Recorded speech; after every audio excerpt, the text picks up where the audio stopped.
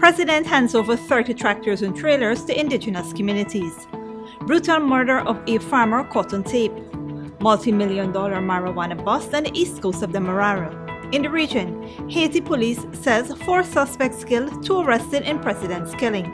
And internationally, fears of a 4th COVID wave as infections soar in many Asian countries. Greetings and welcome to another edition of Channel 2 Headline News Updates. I am Bibi Bacchus. Thank you for joining us. President Ali on Wednesday handed over 30 tractors with trailers to indigenous communities in regions 1, 2, 4, 5, 6, and 9 to aid farmers in their agricultural endeavors. Today, we will be handing over 30 tractors out of 112. This is the first batch from the 112 that we have procured. It's not only the tractors, it also comes with a hydraulic carriage, and it comes with the hydraulic trailer, and it also comes with implements. I think the implements are on the way so that it can support the agriculture. Today, I am pleased to be participating in this ceremony, which attests to our commitment to hinterland food security and to the generation of economic livelihood for hinterland communities. The tractors and trailers, totaling some $446 million, were handed over to the Tushos of Amerindian villages across the country. Addressing the ceremony at the Hinterland Student Dormitory at Lilliandal on the east coast of Demerara, Dr. Ali said the initiative is part of the government's commitment to revitalizing the livelihood and economies of the communities. He said the intervention has come at a critical time as the country battles the unprecedented nationwide flooding, which has impacted agriculture and other sectors. This intervention comes at a critical juncture. The flood disaster has affected all of the country's 10 administrative regions. It has severely impacted the country's agricultural sector. Hinterland agriculture has not been spared. Many interior communities have been affected by the floods, resulting in loss of produce and the destruction of farmlands. In some communities, the availability of food remains perilous. We are, however, going to rebuild stronger and better.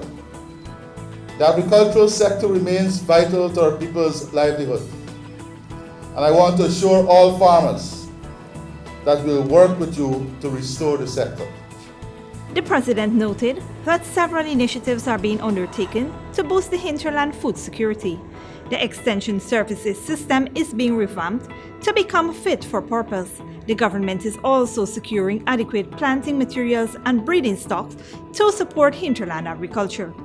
Attention is being paid to providing adequate planting materials and breeding stock. Additional funding is being provided to support hinterland agriculture.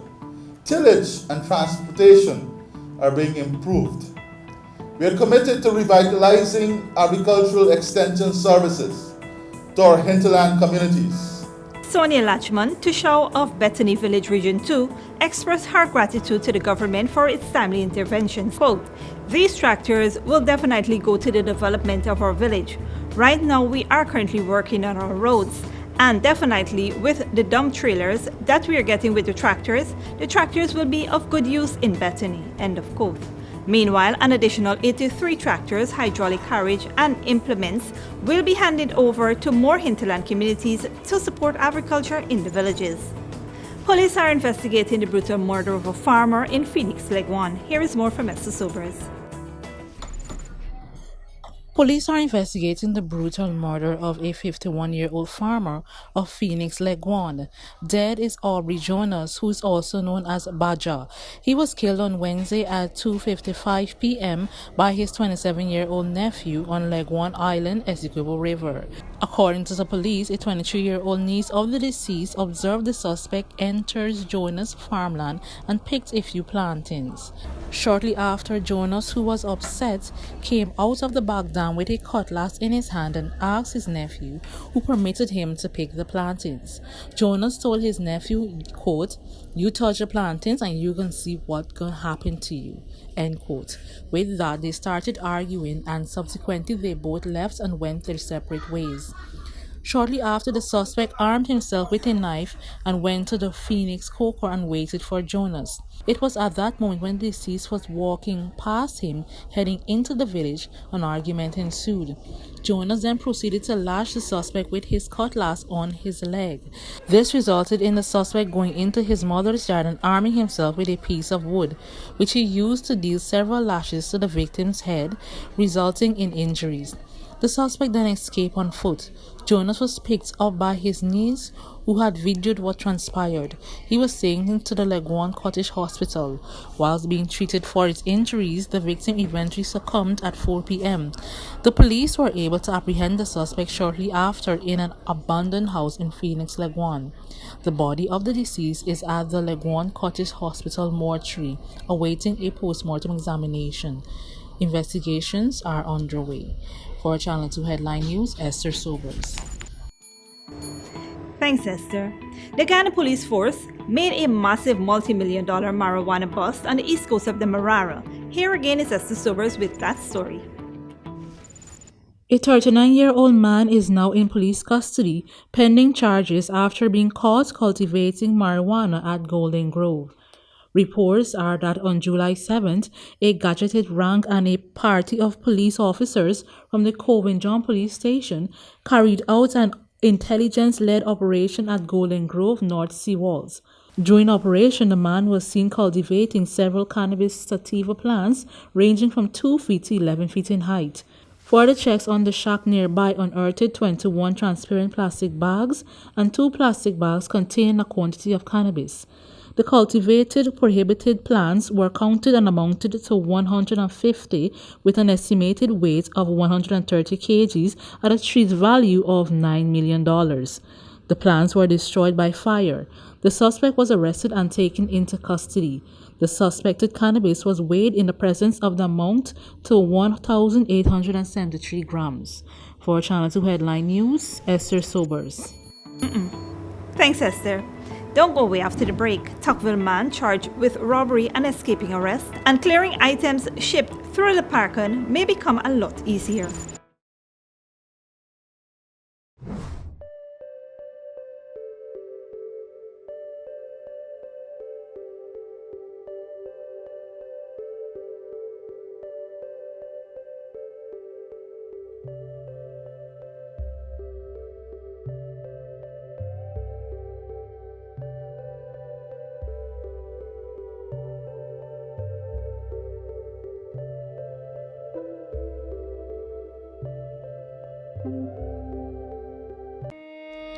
Survival Shopping Complex brings to you its delivery service, Shop Through WhatsApp. This process is simple. All you need to do is call or message your grocery list to 613-9683 and we will select your items for you and have them delivered directly to you, even out of town. This is convenient because we can stay on the phone with you as we select your favorite brands. We're happy to do your shopping for you. Contact us on WhatsApp today and shop price smart at Survival Shopping Complex. Are you looking for men's suits for that wedding, prom, or special party?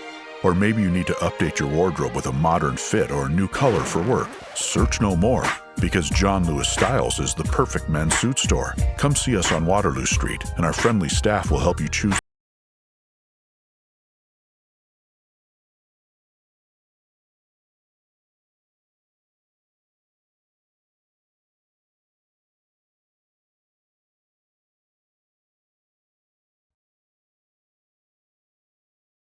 When you need money and you gotta get it fast, Creative Jewelry and Pawn Shop is the place for that confidential transaction in a quiet and secure location. You'll get the highest value per pennyweight for your gold and also enjoy the lowest interest rates and longest payback period too. Yes, for that instant transaction to solve a pressing financial problem. That Creative Jewelry and Pawn Shop, 46 Boyle Place, that's between the Ministry of Housing on Brick Dam and White Castle Fish Shop. Be your first and only choice. Creative Jewelry and Pawn Shop, safe and sound, solid and secure, always there for you. Telephone 231-7878 and 223-8955. Tastes so good. It's gotta be made with Alabama Baker wheat flour. Produced from quality soft winter wheat and quality enzymes to give a superior product that's guaranteed to be luscious, delightful to taste, and stays fresher longer. Alabama Baker wheat flour is perfect for breads, roti, puri, pastries, chow mein, pastas, and many other delights. Imported and distributed by Alabama Trading. 6566 Robb Street, Borda, and 23 Lombard Street. Telephone 225-5800. Welcome to Kissoon's Furniture. Find everything you need for your home and more under one roof in our newly decorated showroom. Our locally crafted furniture has been perfected over the last 60 years. From our hands to your home. We also bring to you our newly introduced lines of imported furniture and sleep center, where you can find a wide range of beds and mattresses. Kissoon's Furniture, furnishing homes for over 60 years. Good girl forget things. What's the problem, Granny? I want money for borrow for those surgery. I was dancing and I fall and fracture my hip. If you need some quick money, you should check Lender's Jewelry and Pawn Shop. Lender's Jewelry and Pawn Shop, Lot 238 South Road, Border, Georgetown. Get jewelry made to order in just 72 hours. We also accept vehicles. Lender's, best rates, longest payback period. Boys, I get through. Plus, I could dance again. Lender's Jewelry and Pawn Shop. Welcome back. As mobile money becomes more popular, shipping and clearing your items may become a lot easier. Mobile Money Guyana has registered Leparcan Shipping Company as its new MMG Plus bailer. Leparcan is now able to allow customers from anywhere to pay for their services without having to travel to the physical offices. This is a big step for the shipping company as it seeks to expand its reach nationwide. In a press release by GT&T today, Bobita Ram, General Manager of MMG Plus, said, quote, "Our mission at MMG Plus is to be the undisputed market leader for payments in Guyana. This is one of the ways in which we enable companies to enhance their operation and changes the way we, as Guyanese, conduct payment with large organizations like Leparcan." End of quote. She further stated, quote, "In keeping with our promise to innovate for all of our country and reliably connect our customers, we are pleased that our service is innovative at its core and helps other businesses to connect to their customers." End of quote. Senior Vice President for Leparcan Guyana, Chandrada Chintamani, shared, quote, "As businesses continue to evolve to operate in its digital landscape, we at Leparcan recognized that we needed to engage with such services so as to continue to deliver the highest level of service. Signing up with MMG Plus made sense for us as a payment option since it makes it easier for customers to connect and do business with Leparcan." End of quote. Leparcan is one of the oldest and largest shipping companies in Guyana and the Caribbean. A Tocqueville man was charged yesterday with robbery and escaping arrest. More from Mr. Sobers. On Wednesday, 21-year-old Anthony Prince, also known as Clive Ford of J25 Tocqueville, appeared in the Georgetown Magistrate Court for robbery charges and escaping from custody. The first charge before Chief Magistrate Anne McLennan alleges that on June 9th at Breakdown Police Station, while being in custody of an arrest warrant, he escaped custody. The second charge laid by Senior Magistrate Leron Daly also alleges that on May 17, 2021, at Duncan Street, Newtown, Kitty, he robbed Carl Gonzalez of a bag, several face masks, and cash amounting to $27,000. He pleaded not guilty to both charges. The prosecutor told the court that Prince was on bail for simple larceny but never showed up, which resulted in an arrest warrant being issued. Hence, Prince was at CID prisoner's bench where he managed to pick up the handcuffs. He was rearrested on July 3, 2021. Prince told Chief McLennan that he had no handcuffs on and that the police officer asked him what he could do for him. He told the officer he had $7,500 on him. The officer then collected $5,000 and Prince left. While being before Senior Magistrate Daly, he told the court that he has a pregnant wife at home. The man was remanded to prison for 2 offenses. He is to return to court on August 6, 2021 and July 14, 2021 for the said charges. For Channel 2 Headline News, Esther Sobers. Thanks, Esther.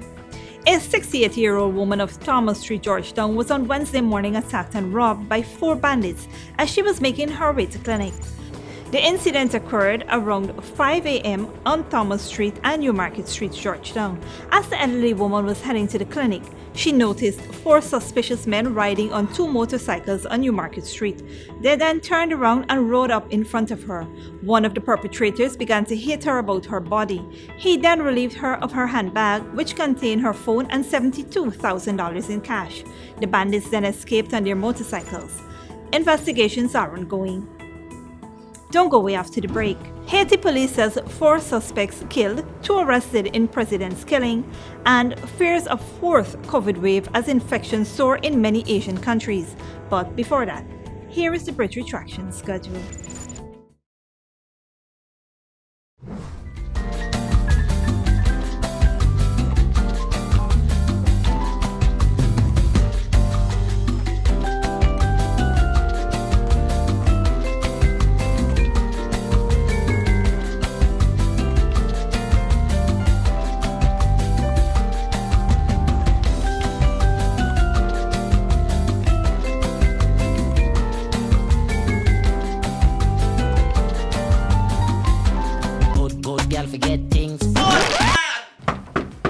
Problem, Granny? I want money for borrow for do a surgery. I was dancing and I fall and fracture my hip. If you need some quick money, you should check Lender's Jewelry and Pawn Shop. Lender's Jewelry and Pawn Shop, Lot 238 South Road Border, Georgetown. Get jewelry made to order in just 72 hours. We also accept vehicles. Lenders, best rates, longest payback period. Boys, I get through. Plus, I could dance again.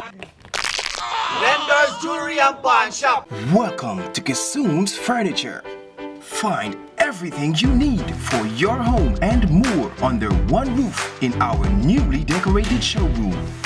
Our locally crafted furniture has been perfected over the last 60 years. From our hands to your home, we also bring to you our newly introduced lines of imported furniture and sleep center, where you can find a wide range of beds and mattresses.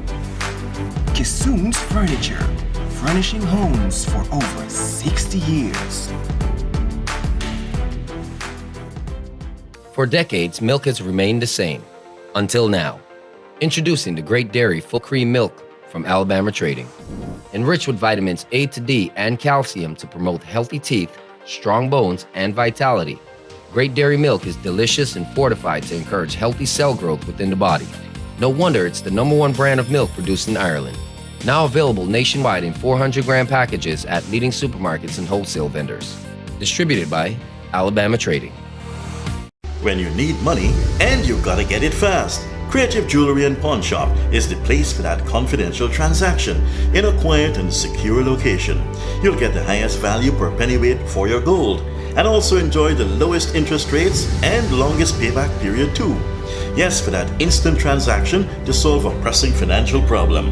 That Creative Jewelry and Pawn Shop, 46 Boyle Place, that's between the Ministry of Housing on Brickdam and White Castle Fish Shop, be your first and only choice. Creative Jewelry and Pawn Shop, safe and sound, solid and secure, always there for you. Telephone 231-7878 and 223-8955. Survival Shopping Complex brings to you its delivery service, Shop Through WhatsApp. This process is simple. All you need to do is call or message your grocery list to 613-9683 and we will select your items for you and have them delivered directly to you, even out of town. This is convenient because we can stay on the phone with you as we select your favorite brands. We're happy to do your shopping for you. Contact us on WhatsApp today and shop Price Smart at Survival Shopping Complex. Are you looking for men's suits for that wedding, prom, or special party? Or maybe you need to update your wardrobe with a modern fit or a new color for work. Search no more, Because John Lewis Styles is the perfect men's suit store. Come see us on Waterloo Street, and our friendly staff will help you choose the perfect size, color, and fit. Complement that suit with a stunning shirt and tie, matching bow tie and suspenders, cufflinks, or even a pair of shiny dress shoes. You will love the way you look. John Lewis Styles. Simply different. Welcome back. Now we take a look at news in the region and around the world. Haiti's authorities say they have arrested 2 men in connection with the assassination of President Jovenel Moïse. 4 other suspects were killed in a gunfight with security forces. Al Jazeera's Rosalind Jordan reports. The family of Haitian President Jovenel Moïse will not be able to hold an open casket funeral. Assassins shot him several times in the head in front of his wife and daughter early on Wednesday.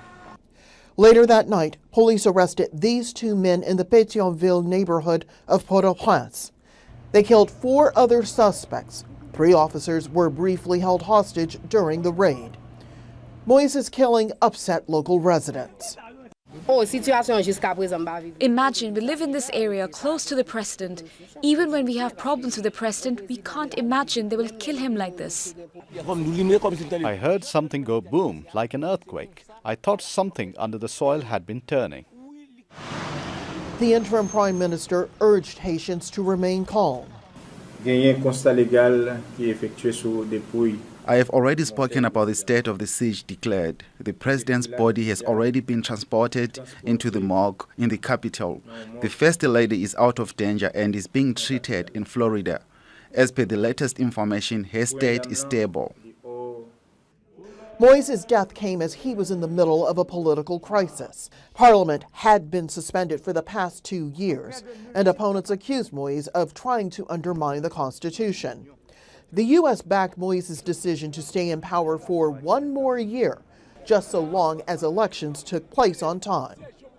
We need a lot more information, but it's very worrisome about the state. Even as the investigation begins, interim Prime Minister Claude Joseph and the man Moïse had picked to succeed him are fighting over who's in charge. Moïse's widow, Martine, was flown to the U.S. to recover from her injuries. But Haiti's border with the Dominican Republic is now closed. Authorities have shut down the airport until further notice, raising questions about how Haiti will recover from this attack on the body politic. Rosalind Jordan, Al Jazeera, Washington. And internationally, several countries in Asia have reported record numbers of COVID-19 infections in recent days. The region appears to be in a 4th wave of the pandemic. Al Jazeera's Tony Shang reports. Deserted streets in the city of Rayli after Chinese authorities imposed a lockdown. The city on the border with Myanmar has seen a sudden rise in cases in recent days. Mass testing is now underway to try and halt the spread, which is thought to originate across the border. Inside Myanmar itself, the COVID situation is deteriorating quickly. But instability following the military coup has meant testing and treatment have almost ground to a halt. Medics have been targeted by the military because of their role in the civil disobedience movement, and many have been forced into hiding. The public call the doctors as heroes due to our actions in the COVID pandemic last year. But we have become criminals overnight by the military. In Indonesia, greater transparency, but that has only revealed tens of thousands of daily infections. Oxygen supplies have run so low that many hospitals have had to suspend admissions. Some patients now relying on private suppliers to fill much-needed canisters for home care. We need oxygen because one of our family members is experiencing breathing difficulties and we are running out of it. That's why I have to queue. We need it badly. Even in South Korea, a country noted for its effective response to COVID-19, infections are reaching record levels. The government will uphold the existing social distancing rules for another week and do our best to stop the spread by taking extra disinfection measures. New supplies of vaccine arriving in the capital Seoul, sent from Israel. Across Asia, there's a rush to secure and distribute vaccines as quickly as possible. But with supplies limited, it feels like a race against time as COVID-19's Delta variant swamps Asia in a 4th wave. Tony Cheng, Al Jazeera, Bangkok. And finally, the death of a well-known Catholic priest in an Indian prison has highlighted the use of a controversial anti-terrorism law. Al Jazeera's Elizabeth Punanam reports. Mourners gathered at Stan Swami's funeral in the city of Mumbai on Tuesday after his death from a heart attack. They held up signs reading, "Stan Swami didn't die, he was killed." The Catholic priest was imprisoned in October last year and denied bail despite his ailing health due to advanced Parkinson's disease. He was the oldest of a group of 16 human rights activists accused of instigating violence during a march by disadvantaged Hindus in Maharashtra state in 2018.